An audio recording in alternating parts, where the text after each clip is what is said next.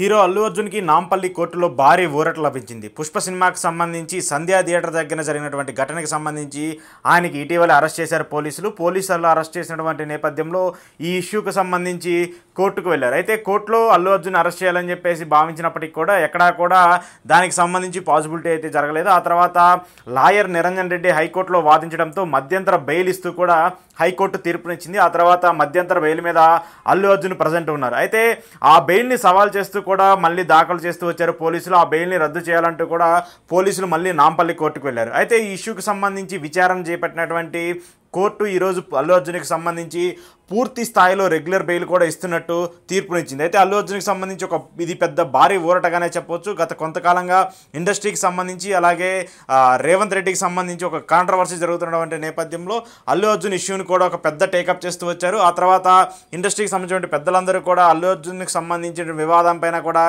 ఎవరికి వారు యమునా తీరే అన్నట్టుగా మాట్లాడుతూ వచ్చారు. అయితే ఇదే నేపథ్యంలో ఆయనకి సంబంధించి పూర్తి స్థాయిలో బెయిల్ వస్తుందా రాదా అన్నటువంటి ఒక సస్పెన్స్ అయితే కొనసాగుతూ వచ్చింది. దానికి తెరపడుతూ ఈరోజు నాంపల్లి కోర్టు పూర్తి స్థాయిలో ఆయనకు ఒక బెయిల్ను కూడా మంజూరు చేస్తూ వచ్చింది. అయితే దీనికి సంబంధించి కోర్టు కూడా కొన్ని కండిషన్స్ పెట్టింది. కొన్ని కండిషన్స్ పెట్టి ఏవైతే ఉంటాయో వాటికి సంబంధించిన పరిమితులను ఎవరిని ప్రభావితం చేసే విధంగా, అలాగే సాక్షులు ఎవరైతే ఉంటారో వాళ్ళని ప్రభావితం చేసుకునే విధంగా కూడా ఉండకూడదంటూ కూడా చెప్తూ వచ్చింది.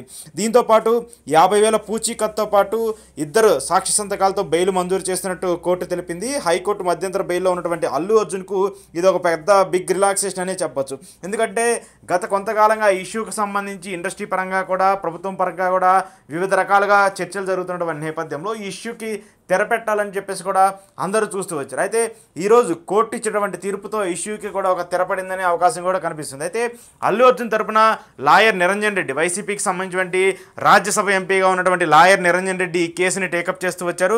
గతంలో కూడా హైకోర్టులో కూడా అల్లు అర్జున్ మధ్యంతర బెయిల్కు సంబంధించి ఆయనే కూడా వాదనలు వినిపిస్తూ వచ్చారు. ఈ ఇష్యూకి సంబంధించి కూడా ఈరోజు నాంపల్లి కోర్టులో ఆయనే మళ్ళీ టేకప్ చేసి ఆయనే ఈ కేసు పైన కూడా వాదిస్తూ వచ్చారు. ప్రభుత్వం తరపు నుంచి కూడా పీపీ వాదనలు వినిపించారు. అయితే పీపీ మాత్రం అల్లు అర్జున్కి బెయిల్ రద్దు చేయొద్దంటూ కూడా కోరుతూ వచ్చారు. ఆయనకి బెయిల్ ఉంచాలి, కంపల్సరీగా ఆయనకి బెయిల్ రద్దు చేసి వెంటనే అప్పగించాలి. ఎందుకంటే ఆయన సాక్షులను ప్రభావితం చేసే అవకాశం ఉంటుంది కాబట్టి, దానితో పాటు విచారణకు కూడా సహకరించే అవకాశం ఉండదు కాబట్టి వెంటనే ఆయనకి బెయిల్ రద్దు చేసి పోలీస్ కస్టడీకి ఇవ్వాలని చెప్పేసి కూడా పీపీ వాదించినప్పటికీ కూడా పీపీ వాదనలకు భిన్నంగా కూడా నిరంజన్ రెడ్డి కౌంటర్ ఇస్తూ వచ్చారు.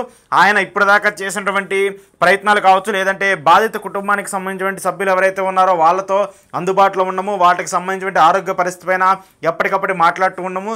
దాంతోపాటు ప్రభుత్వం నుంచి చేసినటువంటి మిస్టేక్స్ కావచ్చు, పోలీసుల తరపు నుంచి చేసినటువంటి మిస్టేక్స్ కావచ్చు, వీటన్నిటిని కూడా నిరంజన్ రెడ్డి కోర్టుకైతే గట్టిగా వినిపించినట్టు కూడా తెలుస్తుంది.